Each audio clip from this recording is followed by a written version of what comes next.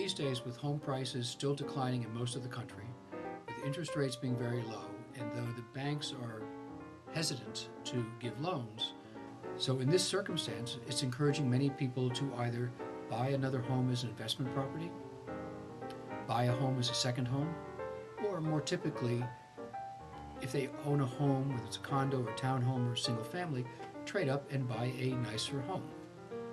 So the question comes up, do you need to sell your current home before you buy a home?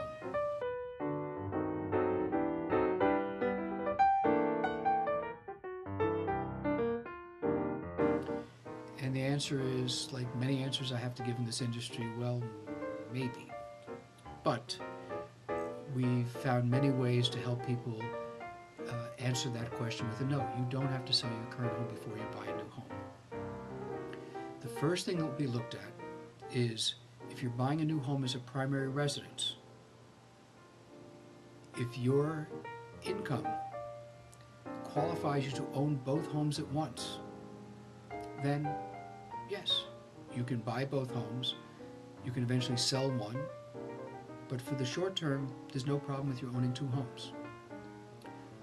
Other ways to address it, let's say you want to move into a new home and you want to keep your current home as an investment property.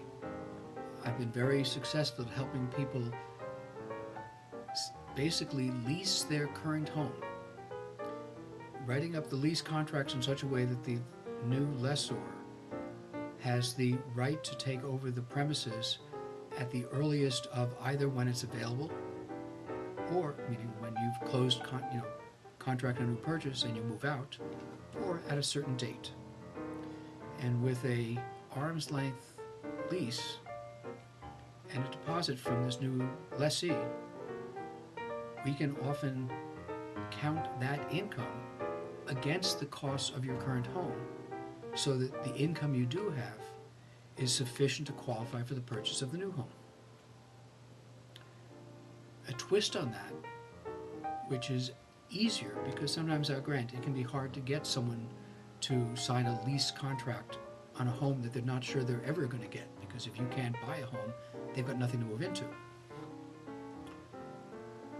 I've worked out a financial arrangement with banks that allows you to buy the new home as an investment property. Once you declare it investment property, you can ascribe rent to that property that you haven't ever collected and maybe never will collect. The rent is established by an independent appraiser doing what's called a rent survey.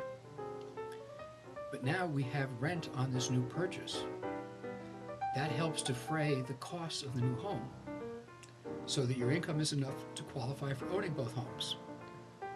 Once the transaction closes, if you choose to move into that new home and rent out your current home, or sell your current home, you have carte blanche to do so. So I've developed a structure that allows you to both own your current home and buy a new home, which effectively gives you the best of both worlds and plenty of flexibility to choose which way you'd like to go.